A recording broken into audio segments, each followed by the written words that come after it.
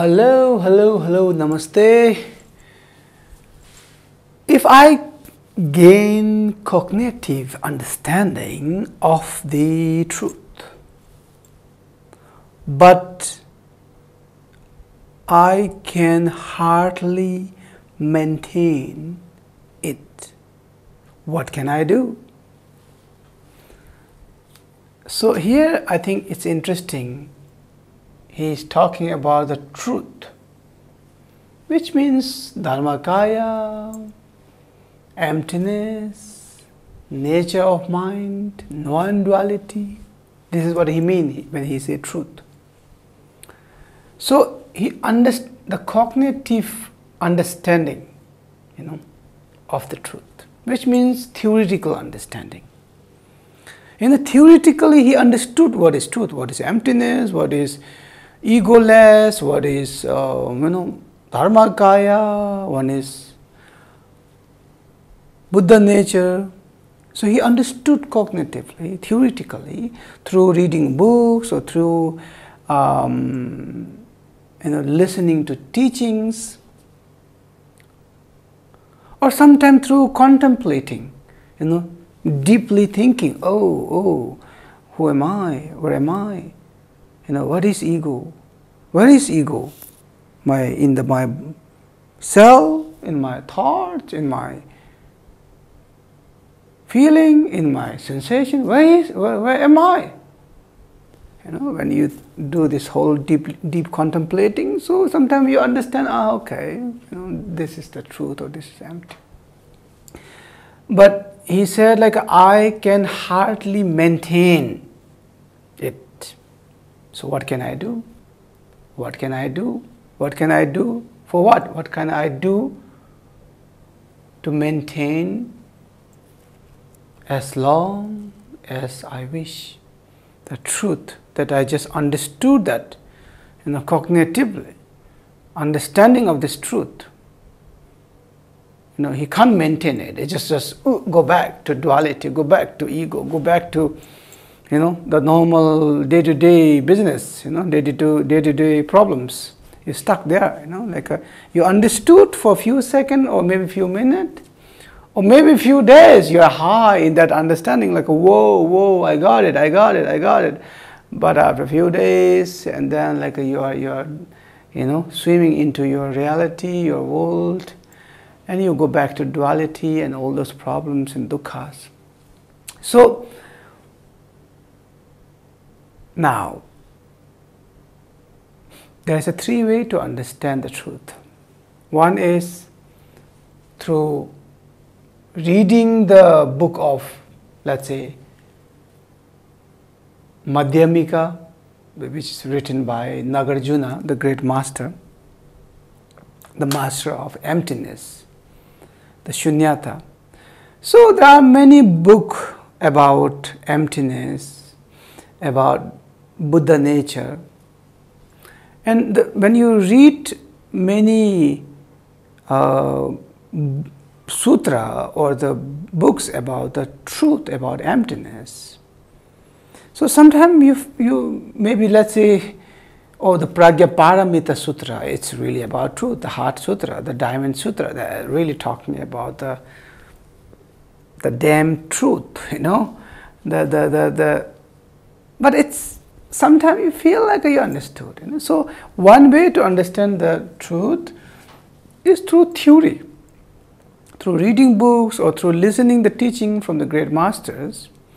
So, but you will really not realize the truth. You might understand the truth theoretically, but it is not really, I would say it is a good way to start, but it is not the way you can really maintain it or to sustain it. Okay, there's a second way to understand the truth, is through contemplating, which I told you. The contemplating really asking that, who am I? The identity that Chogyal Rinpoche, I am Chogyal Rinpoche.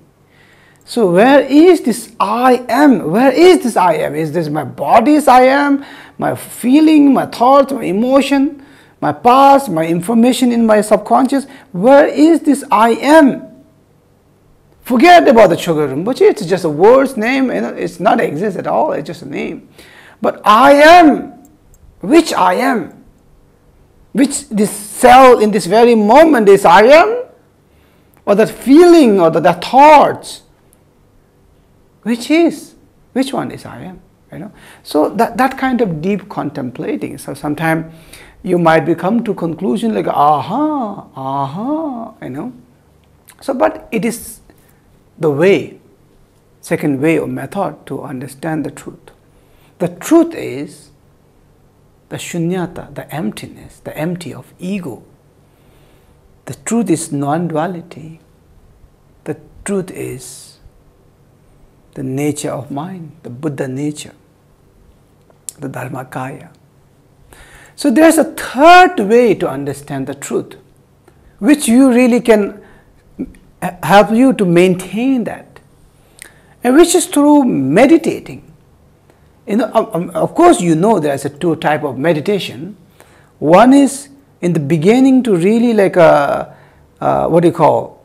to calming your mind, which we call shamatha meditation. And in order to calm your mind, you have to really protect your body, speech and mind, which means don't say shit things, don't do shit things, don't think shit things. So, which is called shila, the morality, the discipline. So that's the first way to meditating, the discipline, the shila.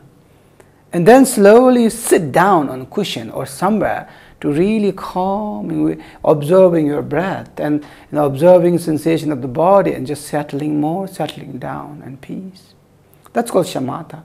So after that, and you go deep into the vipassana, the laktong, in order to really to see this experience that every moment is changing, every thought, every feeling, every sensation, every cell in the body is just changing.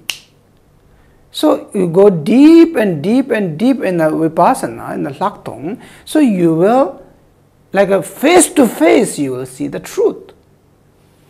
But the problem with that is, you have to meditate for long years or decades. But problem with that is you only can do while you sit in meditation, you go deep and but as soon as you wake up, you stand up from meditation, you go for a walk, you go for a talk, you go for eat, you go to sleep. So you can't maintain that, the flow of, that understanding. So it's still difficult to maintain. So that's the normal meditation. But in the Tibetan Buddhism, in the Vajrayana, so based on that meditation, that meditation is necessary, but based on that meditation, and then they add the mantra meditation, the chanting the mantra, visualizing yourself as a deity, your mental body as a deity. So that will really help you to maintain. For example, let's say through meditation, through contemplating, through understanding, so you really got some picture of the truth. And now you give, the truth is really, it's a soundless, formless, nameless, genderless, shapeless, colorless, so you can't visualize. So you can't really contact directly the truth. Do you understand? Because there's no subject and object.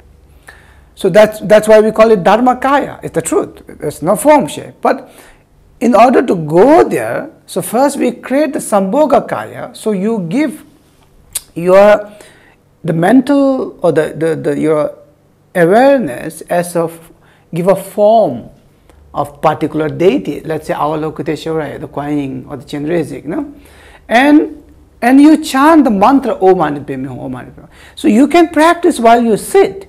And you can practice while you walk, Om Mani Padme Hum, Om Mani Padme Hum, while you cook, Om Mani Padme Hum, Om Mani Padme Hum, while you're brushing, Om Mani Padme Hum, Om Mani Padme Hum, while you're even toilet, So you can chant the mantra, like when you walk, when you, doing anything, or just mentally chanting even while you're doing anything.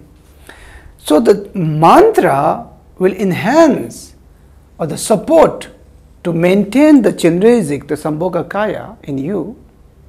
So then that will help the Dharma Kaya, the truth which you just realize from theory, through contemplating, through meditating, that whatever you realize, so it will help you to, outside the physical body is called Nirvana Kaya, because inside is Sambhoga Kaya of Chenrezig, the Avalokiteshvara or the Kuan. And in the deep inside that, it's a Dharma Kaya which doesn't have a form, shape, so it's difficult to kind of face that truth. So that's why we give the Sambhoga Kaya form in order to maintain, maintain that realization, the truth. So the so that is, I think, as you said, what can I do? So of course through mantra, or through visualizing the deity, so you can really maintain longer for 5 minutes, for 10 minutes, for 20 minutes, for 1 hour, for 5 hours, for 10 hours, and that's what we do. My root teacher, the Repa Churum Tarchin, he's always maintaining in the mental body as on the Avalokiteshvara, the Chenrezig, and I can see that, like how he had been, in a Vajrayana, you never separate from your mantra, like mala, so that's the technique to how to maintain it. Thank you for listening.